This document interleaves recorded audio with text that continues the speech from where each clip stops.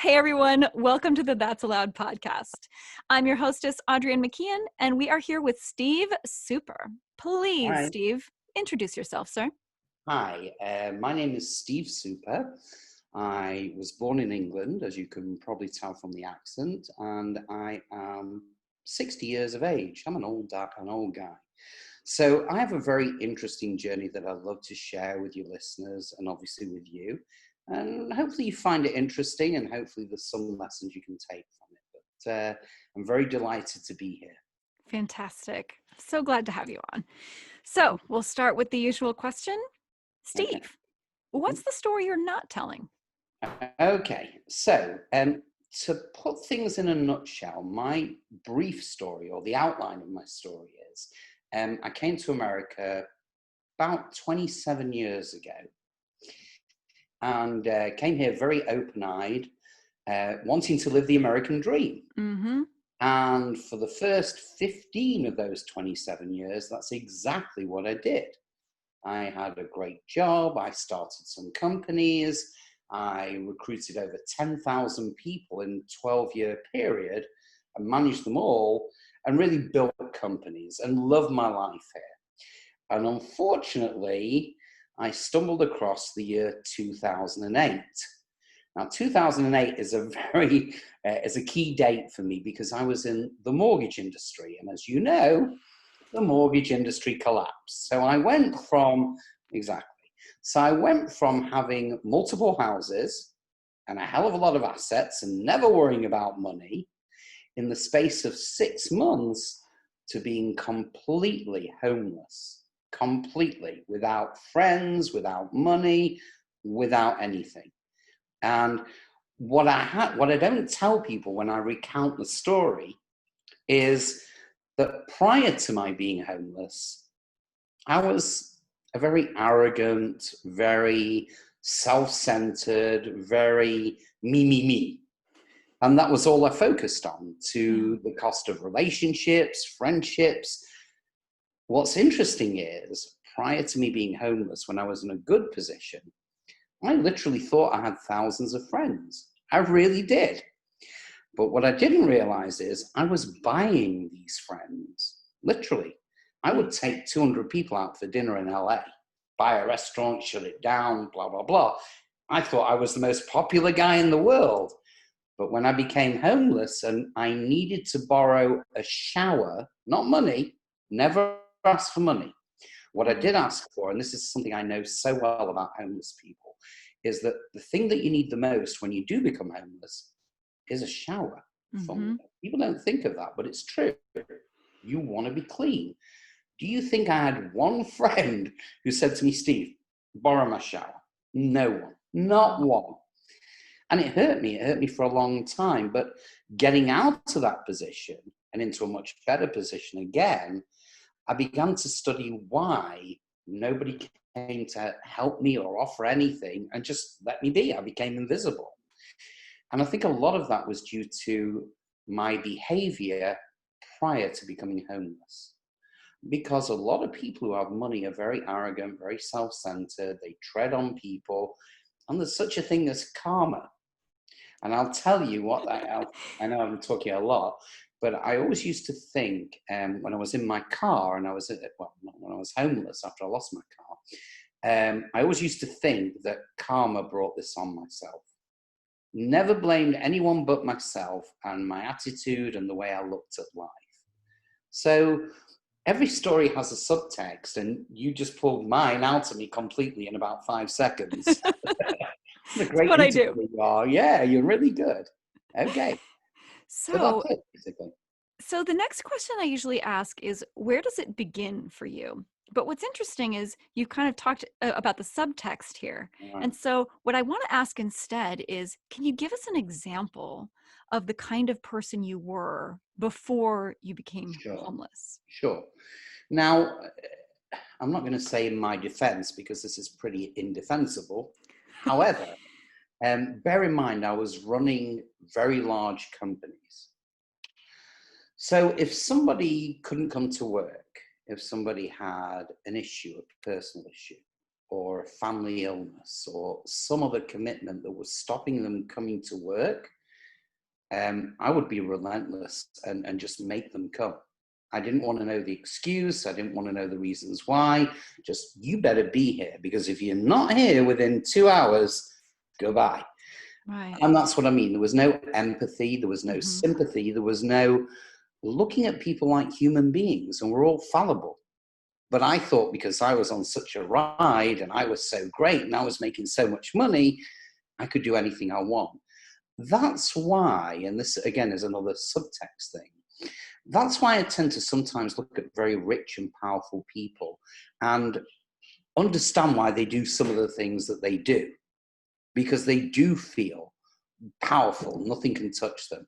When you're talking about athletes, high-end CEOs, people who've made a fortune, they do have this element about them that feels they're indestructible. And usually they get found out, by the way, just like I did. And I'm just thinking about this. I could be wrong. Not every CEO is a bad person. Not every athlete is a bad person. But they do live in a different world to the world that you and I experience on a daily basis, if that makes sense. So Absolutely. I guess my foible, my weakness was, although I didn't think it was a weakness, was just treating people as if they were commodities that I could move around from place to place, if that makes sense. Yeah. Yeah. Lord, I sound like a nasty person. Well, then That sounds let's move past that. terrible. Sorry about So that. so Go on. when did the tide turn? What was the point where you realized, wow, it's not just that I'm homeless, it's that I need to change who I am to become a Would, better person? would you be really impressed if I could give you 2 actual dates? Would that impress you? Absolutely. Okay. Yeah. All right. So the first date was, I'm Jewish, by the way. Hmm. So not highly religious, but I am Jewish. And one thing I do every year is I fast on Yom Kippur. It's Tuesday, whether Hmm. you're religious or not.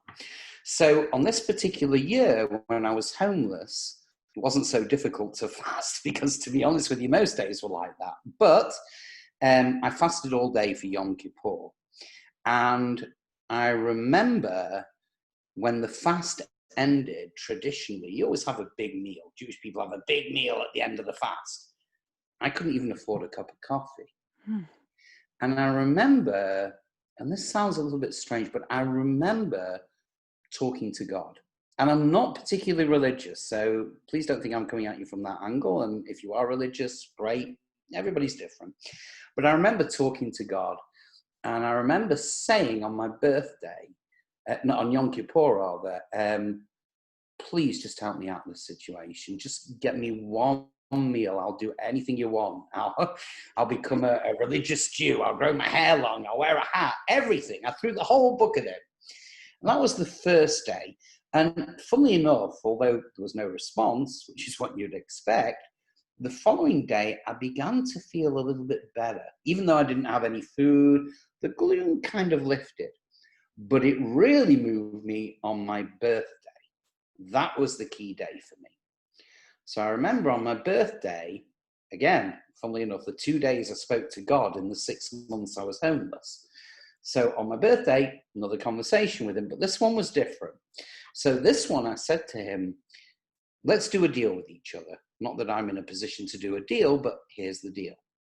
The deal is this. If you help me get out of this situation, I promise you, I give you my word, not only will I be a different person moving forward, but I will go out of my way to find people who are in a similar situation to me and try and help them. Now, this hasn't always been easy, just so you know. I imagine. And please understand, I'm not a saint, I'm not virtuous, it was something I agreed with God. I did get out the car, and I've kept my word. Unfortunately, some of my friends, there are new friends now, and I have got friends, and I've got a beautiful wife, they're very skeptical. Because typically, if a homeless person comes up to me and asks for money, I never say, what do you want it for? Or you need to get your life in order, or what are you going to buy? None of those things. I put my Hmm. hand in my pocket and give them. But I'm always surrounded by doubters. People say, oh, they'll just take the money and buy drugs, or they'll go and buy cigarettes. Or, you know what? That's up to them. That's Right. their choice. All I can do is help. And Yeah. thank God I'm in a position to do that now. I wasn't then, and nobody helped me, but I am in a position now. Yeah. So what do you think? I I think see that's some thoughts going around in your head. Yeah, I mean, I think that's beautiful, and I think it's wonderful that you've kept that bargain. You know, the question of like, are you religious? I'm a very spiritual person. I'll say that.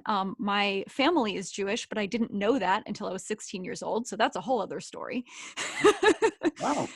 So I didn't grow up doing any religious anything. Right.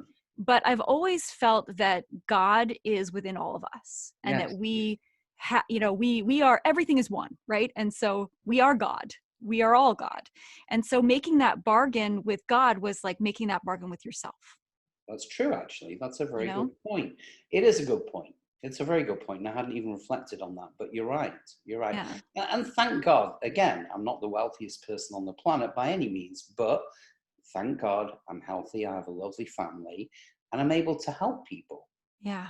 You know, it's just, it's that helping makes you feel stronger. It makes you feel better. It cleanses you, you know. And one thing I know, before I came to the United States to live the American dream, I remember my mother saying to me, America's a tough place.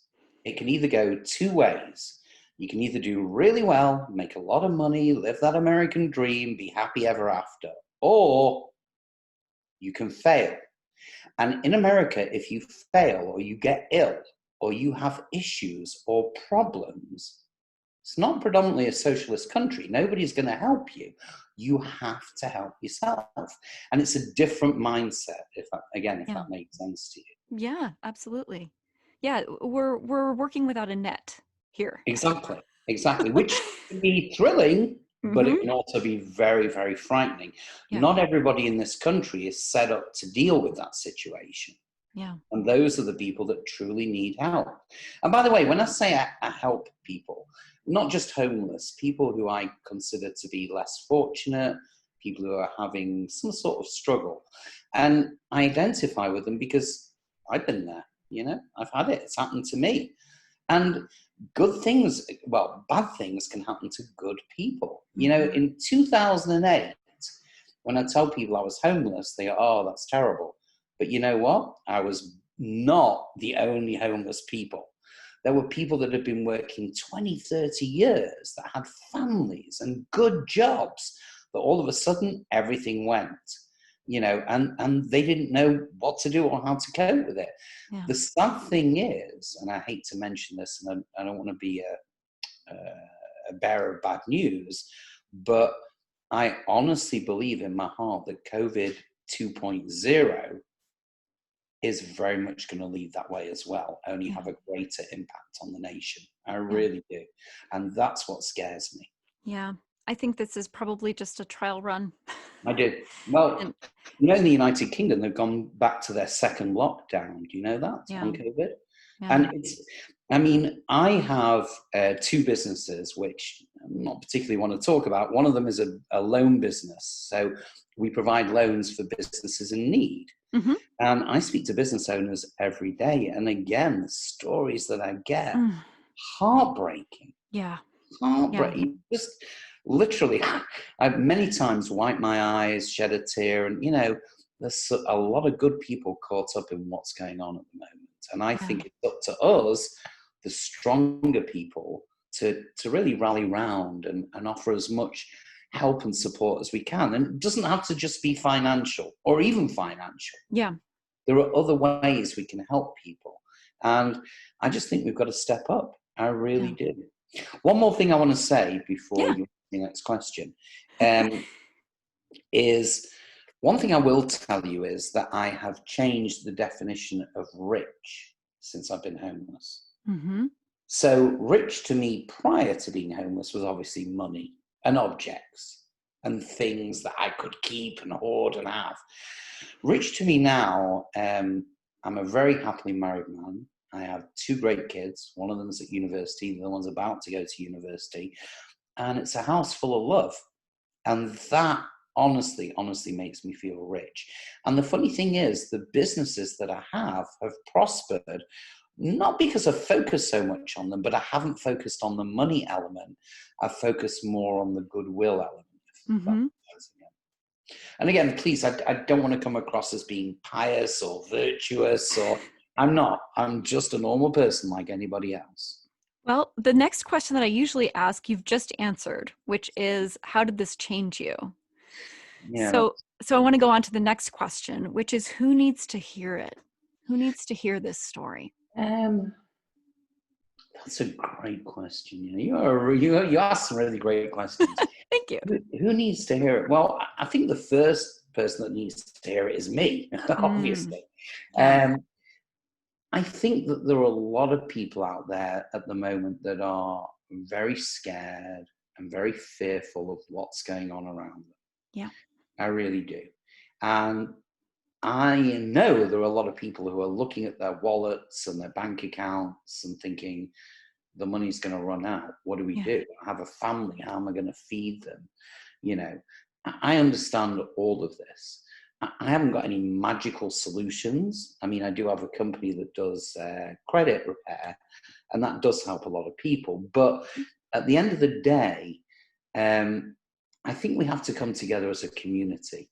I really do. And I think as a community, we have to look after our weakest people.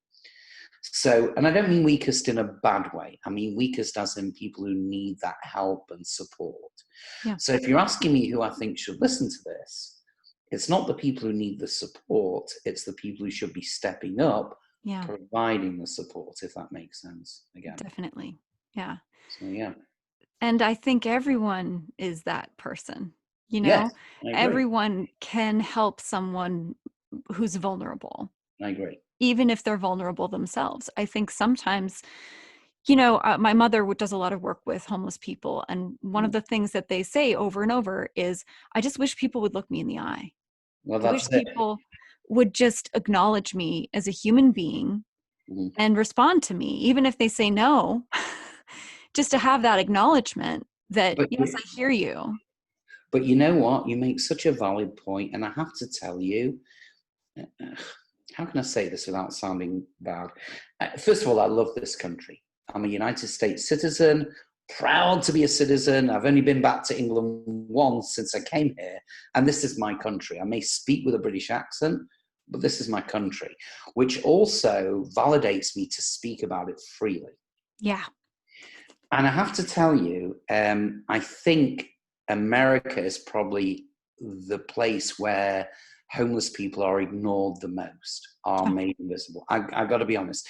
I know we live in a capitalist society, and we're not talking politics now. I get that, but it's the American dream. If you're making it, everybody wants to be around you. They love you. They're your friend. They want to sniff you. You know how it goes. This is why. This, by the way, if you take this a step further, look at the social media influencers. Think about it for a minute. Everybody wants to be Kim Kardashian. They can't be, so they buy her makeup, her dresses. Yeah, I know it's ridiculous, but this is how we work in this country. Yeah. Successful people are the idols, the invincibles. Everybody else, pretty much invisible. Yeah. And that's the sad truth. And you're right, that's the biggest issue, or one of the biggest issues that we're facing in this country. How do we deal with the homeless situation? We can't turn around and say, well, everybody who's homeless is on drugs. I'm so tired of hearing that, and it's absolute rubbish. It And really. also, P.S., being on drugs is a symptom There of you a go. problem that usually stems from trauma, There you go. right? Hmm. So again, because someone's addicted to drugs, that doesn't mean they're a worthless person or not worth helping. Exactly. There's Exactly. someone who's sick and needs help. Where, do you mind me asking, where do you actually live? What area? I am in Seattle. Are you in Seattle? Okay. Yeah. So I don't know how things are in Seattle, but I'm in LA, and here the homeless situation is terrible. And I have to tell you, everybody turns a blind eye to them. Yeah. Everybody. not only a blind eye, but also, there's a lot of tent cities going on. I don't know, it's a lot of Mm-hmm. Seattle.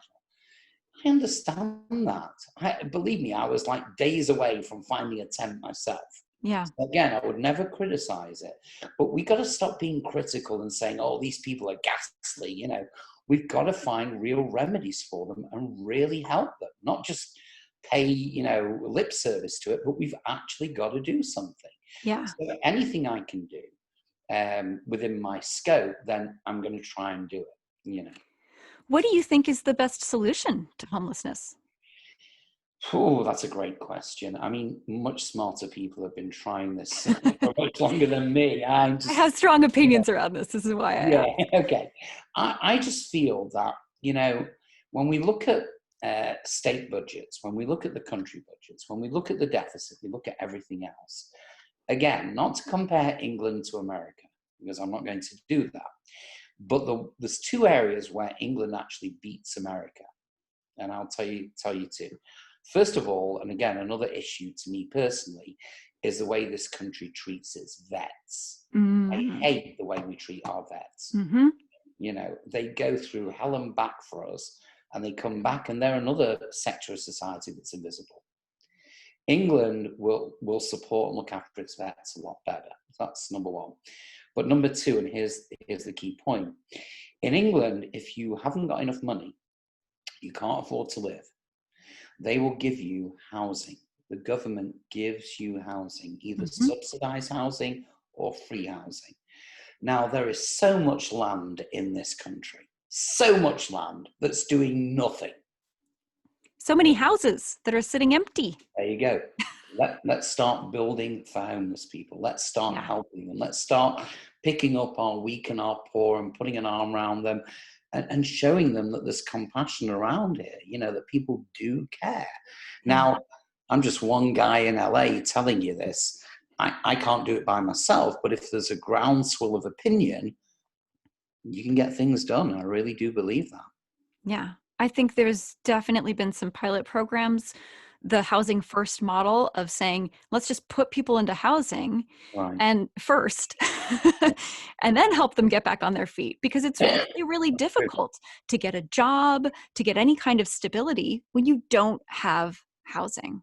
Oh, I have a story for you. You want to know the Yes. story? Okay, so here's a story. It's not a particularly nice story. So it's funny how I talk about kismet, because here's a kismet type story. So eventually I got out of my homeless situation, and I guess if you're interested, I can tell you about it. It's not that interesting, but I did get out of it. And the way that I got out of it is I applied for a job where they were looking for experienced people in a field where there was a lot of money being made. And I had zero experience in this field.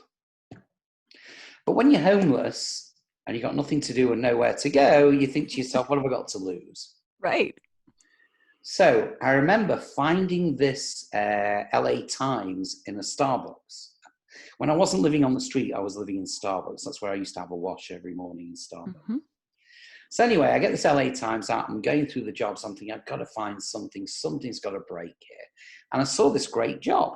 It's a company that sell metals, precious metals, gold, silver. And they were looking for experienced people. And one thing I knew is that as the stock market was collapsing, the price of gold and silver was going up and up. So these were jobs where people were making a lot of money. Only problem is I had no experience. But I applied and made up a job and a series of experience that I didn't have. And it was enough to get me an interview. I fooled them. I got an interview.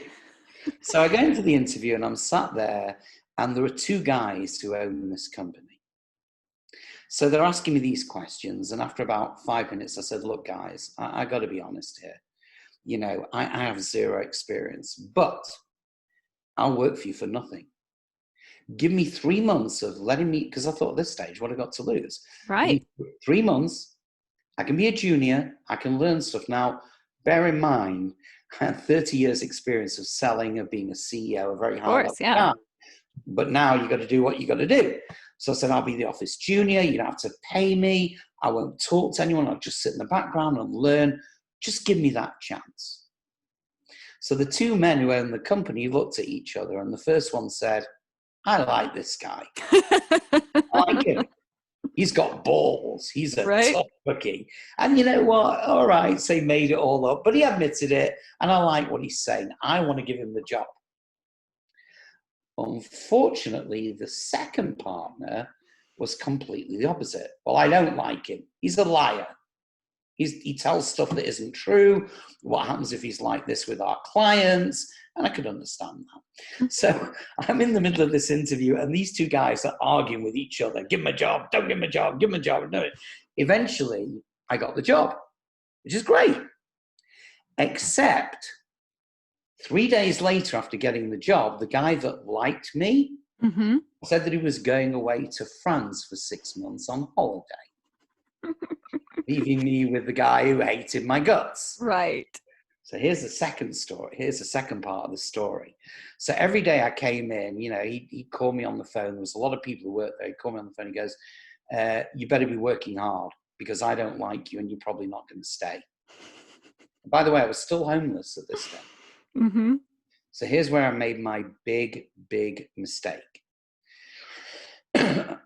I almost found someone who was willing to let me stay in an apartment for a short period of time. I still had some stuff that was all over the street and everything. Yeah. So I asked my friend if I could borrow his car to put my stuff in. Then I was going to go to work. And then after work, I was going to go to the apartment, unload my stuff and stay in my new place.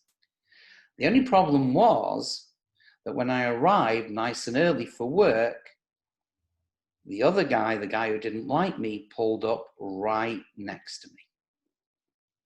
And he looked at my car and he could see. He knew I was homeless. It was so obvious. Yeah. He didn't say anything. So we go inside and half the day goes by and he calls me on the phone again. He said, can you come to my office? So I thought, uh-oh. So I go to his office and this is what he said to me, word for word. He said, Steve, I want you to know that I know you're homeless. And I also want you to know it makes no difference whatsoever. I do not like you and I want to fire you. That's what he said. Literally, that's what he said. It doesn't make any difference. Now, here's the irony of the story. I was coming up to that 3-month period, so they would have had to have paid me beyond the 3 months. Yeah. And I really liked it. I liked the job. I thought I can really do that. I can make myself successful. I can get back on top. And I thought, but they're probably going to fire me. As luck would have it, and this is where Kismet or being Bichette comes into play, the top sales guy in the company, who, by the way, was the only guy that spoke to me in the 3 months I was there, was, hey, how are you doing? A really nice guy. He moved company. And I don't know why he did this, but he said to the new company, if you're going to take me, you have to take Steve as well. Wow. And the rest is history. And from there, everything looked up and up and up. But it's funny how many things happen to you in your life that you think back. And I don't hold any grudges against the guy who didn't like me. It's, you know what? Life moves on. Yeah. Life is too short to be angry or to hate anyone. Absolutely. There's a great lesson in there that I want to drill down on a little bit more, which is don't disqualify yourself for something before you've even tried. I think we often do this to ourselves. We see, you know, that they're asking for experience. We don't have the experience. And so we don't even try. We just say, forget about it. I love to tell the story of when I got a Fulbright scholarship because I had no idea what one was. And I applied for it just thinking, oh, this is cool. I can go anywhere and, you know, do whatever I want, and just applied for it, having no idea that it was prestigious or interesting, you know, to other people at all. And if I had known, if I had had any inkling that it was so competitive when I applied for it, I never would have applied. Oh, I would have been like, oh, no. I would have talked myself out of it, thought, you know, oh, this is for super smart people. I'm not one of those people. Right. And I never would have had that experience of getting a Fulbright scholarship. And so I always say to people, you know, when you look at something, don't see the ways that you are disqualified from it. See the ways that you are qualified from it and build from there. That's a great point. That's an awesome point. Yeah. That is Thank a you. wonderful point. That's a great recruitment point as well. And Really. good job to you too. That was wonderful. So, let's have a question for you. Yeah. Okay. What was your moment? What was your moment when you sat back and started reflecting? Has anyone asked you that in your own podcast? I'm quite No, they curious. haven't. Here we go. There are many moments, but I wrote a book about an experience I had where I married a guy and it turned out very badly. Yeah, I've been there as so, well. so Not, I on didn't the marry a guy, but it turned out right bad. on the Fulbright scholarship, I went to Africa. Uh, the rest is history. But so I ended up in a very, very dangerous situation while I was in Africa. No, And he and I really trauma bonded during that experience. no. And so then we ended up in this relationship that I missed all the red flags, basically, because I was so caught up in the drama of what was going on. And I found myself in this really abusive relationship. No. And I had this moment where I almost died. I mean, he almost killed me. Oh, Lord, I'm sorry.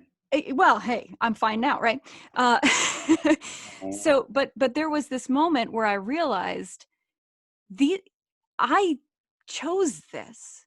This is not like, someone jumped out of the woods and grabbed me. This is the person I picked. wow. I chose this life for myself. Why am I allowing people to treat me this way? And it took a while, it was definitely a process from there of figuring out and excavating these layers of this. But I realized in that moment, you teach people how to treat you. Oh, that's interesting. And it wasn't just him, this was not the first time I had ended up in an abusive situation, and it would not be the last time. And I realized, little by little, wait a second, the common denominator in this Yeah, situation yeah, I right get it. here. Do you think, because, it's funny, it's that my wife is a coping advocate. She Hmm. has narcolepsy and 7 different autoimmune diseases. Wow. Um, and she helps people who have chronic illness. She Yeah. makes a lot of videos and stuff. And it's interesting, by the way, just on a side note, you're talking about abusive people. And I was about to tell you this, but I own a credit repair company, and there are 2 types of people in particular we offer our services for free. One Yeah. is vets that I've just mentioned, Hmm. Hmm. and the second one is abusive women, women that have been abused. Right. And the reason for that is my wife worked in a shelter for 3 years. And when I first met my wife, I knew nothing about this. I was so naive. And the stories that she's told me and the things that have happened to people are just, so upsetting. It Yeah. really. So do Yeah. you think, so mentally, how do you think you got out of that situation? I'm not talking about the relationship, but Right. never being in that situation again. Yeah. I won't give away the ending of the book, but I will say, Sorry. obviously I did get out. And from there, the process was one of recognizing, oh boy, I don't like myself very No, much. no, no. I have allowed people to treat me this way because I felt I deserved it. Right. And because I treat myself not very well, and they see this and they take their cue from that. No. And so the process of loving yourself, and it sounds so cheesy, to say that like that, like, oh, you Very have to learn to American. love yourself, That is very American. That's the first thing I learned when I right? came. We hate that stuff. I do. I'm Like, like, from England is completely different. It's just, right. if you say to England, if you say in England, you've got to love yourself, they probably hit you or something. Right. So yeah, it is very American, but it's very right. You are right. But it's really true. And that is honestly the first and hardest step, is just to learn self-love and self-respect and self-acceptance. Because the thing is, what we want to do, especially as Americans, I think, we do this thing where we're like, well, then I have to achieve this or accomplish this so that I can respect myself or love myself. Yeah. Well, guess what? In order to achieve that thing, in order to get to there, you have to accept where you are. You can't actually start from anywhere but where you are right now. That's a great point. And it is that acceptance, that ability to say, hey, here's where I am, here's where I'm going, that allows you to form a plan. So without being too personal, I don't want to be Yeah. personal. Are you in a relationship currently? Yes, and it is wonderful. Oh, so here's my question on that then. How did you change the parameters at the get-go to make Mhm. sure that wouldn't happen to you again? I'm curious if you don't mind. Yeah, well, and I'm actually writing a second book, which is all about that. Don't buy the book, just listen to the interview. Okay, go on. But what I tell people in there is, you know, like, learn from me, right? I missed all of the red flags. But one of the reasons that you don't see those red flags is because, again, you're looking at everything through rose-colored glasses, right? You want someone to save you. You're looking for a savior. And so you see a savior in everyone that you meet. Mhm. And so the trick is you have to save yourself first. That's great. That's really well put. That is really well put. Yeah. And my wife, by the way, because she talks a lot about this as well, is and that always has been very. She sets boundaries very, very openly Yeah. from the beginning, and she'll say, you can do this, or you can do that, but I don't want you talking to me like this, or I don't want Mm-hmm. you saying this because it offends me, and this is the reason why. I think as well, I mean, I'm an old guy now, and I'm very lucky. My wife is lovely, as I said. But I never had these conversations in prior relationships that I was in. Yeah. I'm lucky. I found love at the age of 50s. In my 50s, I found love. Um, but we work at it. We really, really do. We do talk about boundaries. We do talk about how we react to each other at times because we're Mm-hmm. not perfect. We're far from perfect.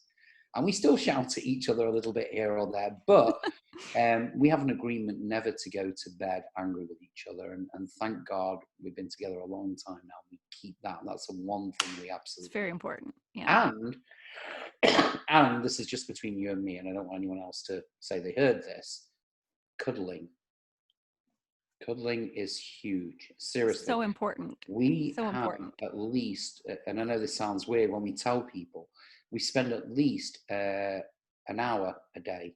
Not in one go, but and I'm not talking about cuddling as in a sexual thing. No, I'm talking just about cuddling on the couch. touch. That's it. Absolutely. It's Power of huge. touch and the emotion and the endorphins it gives off, it can change a whole relationship. So, Yeah. wow, So we've really taken a turn. I'm gonna do two little tools though for the audience listening at home. So these are two little relationship tools that have really, really helped me. And you reminded me of both of these in what you Oh, just said. So the first one is about boundary setting, because a lot of people misunderstand what a boundary is. A boundary isn't just saying, I don't like that, please don't do that. Because when you say, please don't do that, you're actually giving the boundary to the other person oh, to keep safe.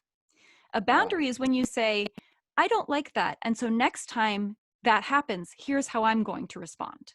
Yeah, that's the Here's way what, she says it. right. Here's what I'm going to but, do to but when keep I myself repeat it, safe. right, yeah, right, that's exactly the way she says it. Yes. Yes. And it's really important because it acknowledges, I recognize that this is me. I'm the one who wants things this way. And so I'm responsible for maintaining this boundary. I'm not putting it off onto you. So that's number one. Number two is, oh, what was it? Shoot. Now I'm going to forget. Oh, yes. So you were talking about not going to bed angry Yeah. and the power of touch. One thing I found is that if I'm having, a disagreement or something with my husband, I take his hands in my hands and we do not let go of each other's Oh, hands while we oh, have this conversation. that's so cool. It really works. That is Because if so you're cool. holding someone's hand and looking them in the eye, it's a lot harder to yell or scream or slam the door or do any dumb stuff Yeah, like yeah, that. you're right. That's cool. Yeah, it keeps that connection of like, no, no, no, it's me and I love you and I want to work through this. Wow. Yeah. That So, is really cool. That is really cool. all right. See Well, what I good this don't. is for a relationship. So Okay, I want to well, get back on track here. So what would you say is the main message or takeaway from your story? um, Don't be a dick. yeah, yeah. There you go. Thank you. Thank you. And it was nice talk. Yeah. Yeah, But, I think it's very easy to be introspective when you're at the bottom. mm, Not quite as easy to be introspective when you're at the top. I think if you ask yeah. me for one message, that would be it. And again, and I say this a million times, I'm far from perfect. but I'm trying every day to be a better person. Yeah. Some days I succeed, some days I fail, but I'm trying and my heart is in there, if Yeah. that makes sense. Absolutely. And I think that I measure people differently. I don't measure people by money or by accomplishments. Sorry, I don't measure them Fine. by accomplishments or money, but more about the type of person they are and what they believe in and how they help people and how they really support other people. In other words, their life doesn't just consist of looking after yourself, it also consists of helping other people when you can. Yeah. So I think the biggest message I would say is that if you are a strong individual, if you have got your shit together, that's the time to start helping people. And as you said before, it's funny. In my life, I've known a lot of poor people, I've known a lot of rich people. And again, not to make a sweeping generalization, but what's ironic to me is when it comes time to dipping your hand in your pocket, it's always the poor people that dip more. Yep. Yep. The ones that truly can't afford it are the ones that give and give without resentment. They just give. That's who they are. So, I think 2020 is a year where we've got all the politics going on, we've got the debates, we've got COVID, we've got so many things going on. If we can't take a step back and look at ourselves as a people now, then we're in big trouble. Yeah. Because, I mean, I don't know if it's going to get any worse. It probably will, as we said. But you know what? This isn't about how much money you've got, how many houses you've got, how many cars you've got. None of that. This is about knocking on your next door neighbor's door and saying, do you have enough food with a mask on, or is there anything you need? Not to compare to England. My mother now is 92 years of age, and they're on the second lockdown. And she lives in an old age home with other people of similar age. And she always tells me people knock on her door hourly saying, is everything okay? Do you need anything? Is there anything you want? That's the kind of people we need to be. We need to be people who don't lock our doors. We need to leave them open like we used to, probably before you were there, you were born. But, many years ago, nobody used to lock their doors. Yeah. And people used to your neighbor just used to walk in. Hi, how are you doing? We need to go back to those days. I know that sounds ridiculous, but we were different people then. It wasn't about Sally's got this or Billy's got that. It was, hey, how can we help? How can we look after you? You're in our community. And by the way, there are a lot of people who do this on a regular basis. There are a lot of people who help the homeless. There's a lot of people who provide food, who go out their way. Many, many, many good people, and even build houses for the homeless. So we just need to have more people like that rather than less, if that Absolutely. makes sense. Yeah. I'm sounding a bit preachy, aren't I? I don't mean to No, get no, it. no, you're not. You're not at all. And what that reminds me of is that connection really is the thing, right? Yeah. And I think when you have lost everything materially, Mhm. you really realize that. You really realize that. And what you're saying about that, the poor people are often the most generous people. I think it's because they realize, hey, it's just money. Like, and when you get to this, when you get to this certain point of sort of poorness, you kind of realize like, hey, I'm still alive. I still, it's like, Breathing. You're right. and you kind of realize like, actually, I'm okay. Like the worst happened and I'm okay. And you lose that fear of losing your money. And that's the thing that rich people, I think, just live with daily is that fear of losing it. But you want to know something funny, and again, I don't want to get the conversation to go in a completely different way, but I came from, and I think about this a lot as well. I came Mhm. from a very, very poor background. My Mhm. my father was a very, very hard worker, but my father went bankrupt 3 times by the time I was 15. Yeah. So we've also gone through a hard time. And what was funny was throughout my career, I don't do it so much now, but throughout my career, whenever I was successful, I buy big cars, I buy, all the expensive toys and stuff. And this is the funny thing. I'd never look after them. And I didn't really care about them. It was the fact that I could get them. Yeah. That was it. It wasn't the actual object. It was the fact that, hey, you know what? When I was younger and all my rich friends had I don't know, a Porsche or whatever, hey, guess what? Now I can get a Porsche. And I think it psychologically to myself, it was kind of looking at my youth and saying, okay, well, I wasn't rich then, so I couldn't afford all that stuff then, but now Yeah. look at all this worthless, useless stuff I've got. So, Yeah. as you said, it's just objects. I mean, Yeah. if you lose everything, and so long as you're still breathing and you've got your health, you Mm-hmm. know what? You can still fight. Absolutely. So I'm going to shift gears here. Okay, well, So at the end of the podcast, I always do this little exercise, right? okay. So I'm going to take you through a little exercise, and I'm very interested to see how this will go with you. You're thinking this is the strangest guest I've ever I had. love it. No, I'm thinking this is going to be wonderful. I love it. You do? Okay. Absolutely love it. Okay. Okay. So I have a magic wand. I have just waved it, and I have made all your desires come true. Everything that you really, really want, you now have. Okay. So I want you to look around your life and describe for me what this amazing, perfect, ideal existence is like. Oh, what a great point. Okay. Well, I can tell you that very quickly because Yep. my wife and I talk about it all the time. So first of all, it's in Maui. Mm. Maui is our favorite place. We go there every year. I love it to death. Mm-hmm. So we are living in Maui in a large house. And the reason that it's large is we're going to be putting on a lot of conferences and support groups for people who are suffering from chronic illnesses and really look after them and help them. And that really is our ideal life. That's what we're working for. That's what we want. That's what we talk about all the time. So, yeah, that's basically, that is our ideal life. But it doesn't have to come with a Ferrari or a helicopter or anything. The only reason I said large house was to house people who come and stay. Right. And that's really the game. Yeah. So now looking back Okay. from where you are in this beautiful house in Maui, right? Yeah. What was the step just before this? What did you need to do to be able to create this existence? What do we need to do? Okay. Yeah, so you're in the future. You're in this Right. beautiful house in Maui right now. Okay.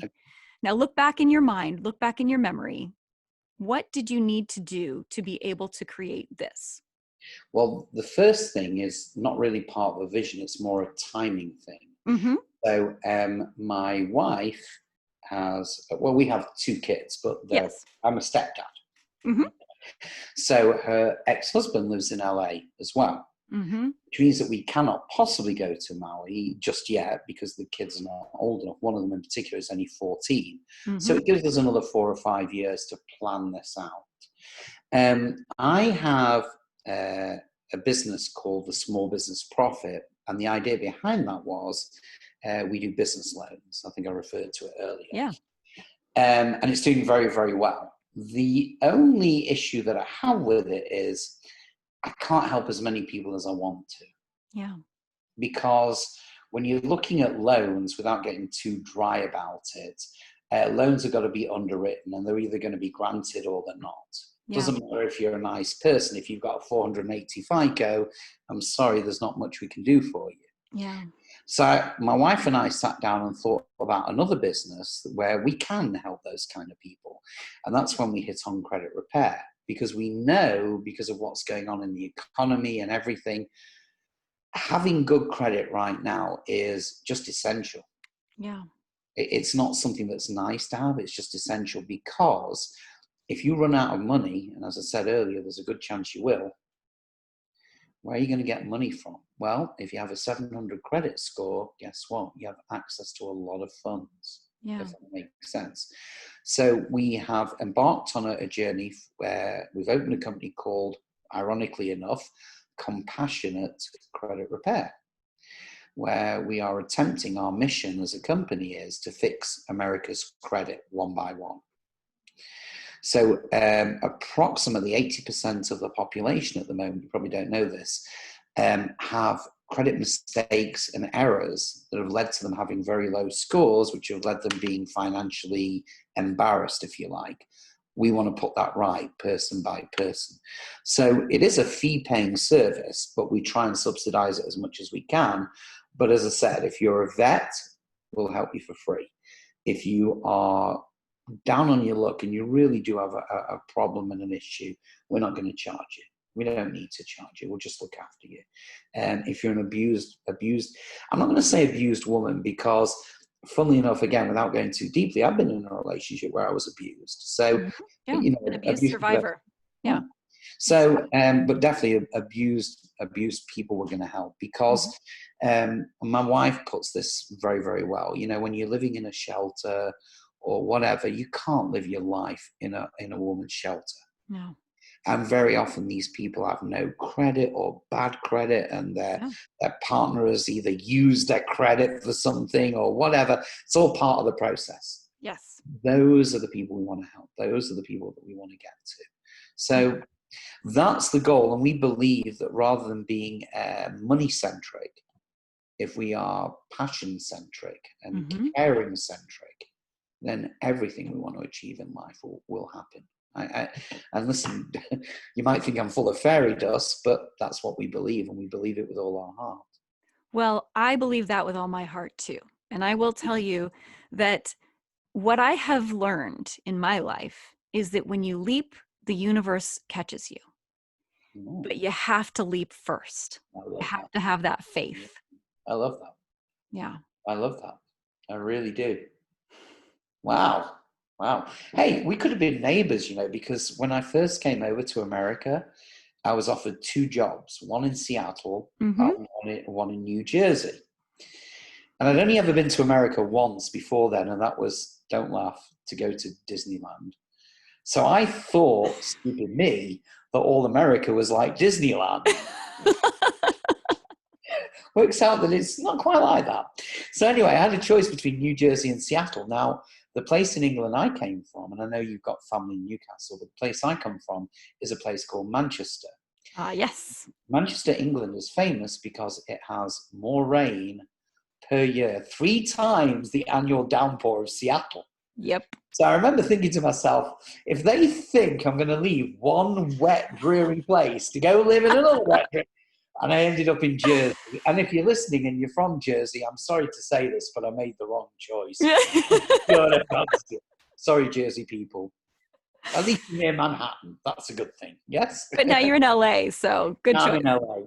I went from Jersey to New York to Boston to LA. I've been all the way through the country. Yeah. Yeah, it's great. I love it. So we're wrapping up here. Okay. Where can the folks at home find you? Okay. Well, they can find me in my house. Stop by anytime. Okay. Yeah.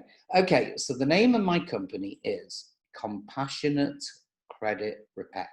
It's a pretty easy name to mention. Now, you can go to our website if you want, compassionatecreditrepair.com. Or if you want to go to Facebook, we have a Facebook group with loads of information. We have a LinkedIn page. Or you can call me if you want. If you want to call me, my phone number is 888-702-3426. If you want to call me and have a chat, I don't charge by the hour. If you have a question relating to credit or your finances, or you just want to speak to someone, just pick up the phone. I'm not here to sell you anything, to make you get anything, but it's always nice to know that you have a voice on the other end of the phone that you can speak to. One of the things that drives me nuts in this country is, a company gives you a phone number and you dial it, and then you've got to transfer to here, to here, to here, and that drives me mad. Yeah. So one of the things that we do as a company is we only have one number, so that the phone rings for everybody. And when you call, it's always picked up by a human being, never by, and you don't have to dial 15 different digits to get to the person you need to get to. So there you go. That's lovely. Well, you are great. You are really, really good. I really enjoyed this interview. I'm so glad. So is there anything else you want the audience to know before we wrap up? Yeah, there is. COVID. I mean, I Mm, want to just, I know I don't want to be a worrywart. I really don't, but I just want to tell as many people as I can.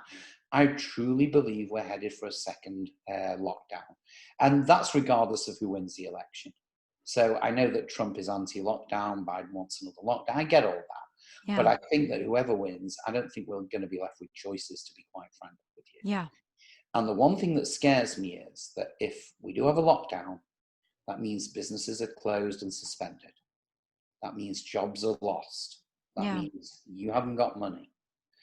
So the one thing I'm asking you, you don't have to join Compassionate Credit Repair. You don't have to pay us to do this. But I am begging you, if you're out there and your credit is less than stellar, don't stick your head in the sand, please. Even buy a book on how to fix your credit. There's Mm-hmm. enough videos out there that if you want to do it yourself, you can do.